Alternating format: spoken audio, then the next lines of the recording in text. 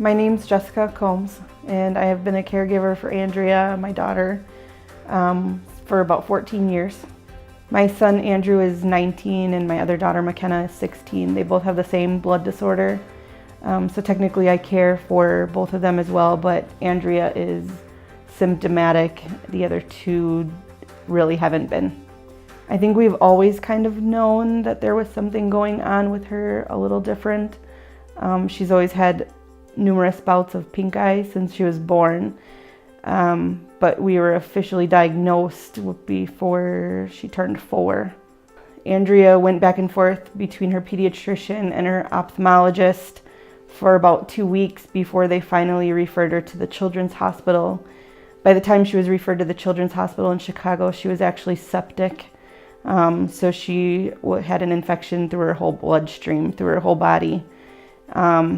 And even once she was admitted to the Children's Hospital in Chicago, the blood disorder is so rare that she was misdiagnosed with different ailments before they finally figured out, maybe almost 3 months later, what her actual diagnosis was.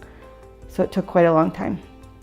I guess there was a lot of not pleasant memories, but I started to get really nervous about how many times they were sending her through a CT scanner to scan her head. You know, you worry about all that radiation and cancer and what are going to be the long-term effects. And when we did initially get her diagnosis, it was a relief at some level, but at the same time, there was no treatment available. So it was very stressful to find out that my daughter was just diagnosed with something that there's nothing they can do for her at the time.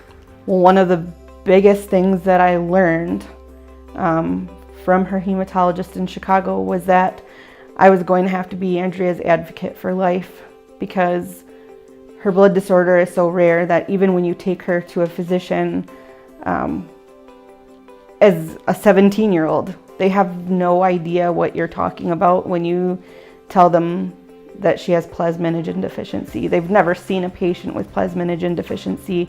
They have no idea how to treat it. The other thing is, if you search Facebook, there's a support group on a Facebook page called Ligneus Conjunctivitis, or Plasminogen Deficiency and Ligneus Conjunctivitis Support Group. And there's a whole group of people there, and we all support each other. It's nice. You can get advice from other moms or dads or caregivers, and we all talk to each other about it. And that's been a big help. There's actually a drug that is in trial currently. So that's our big hope and answer to our prayers that we've had for 14 years. So that brings me a lot of hope.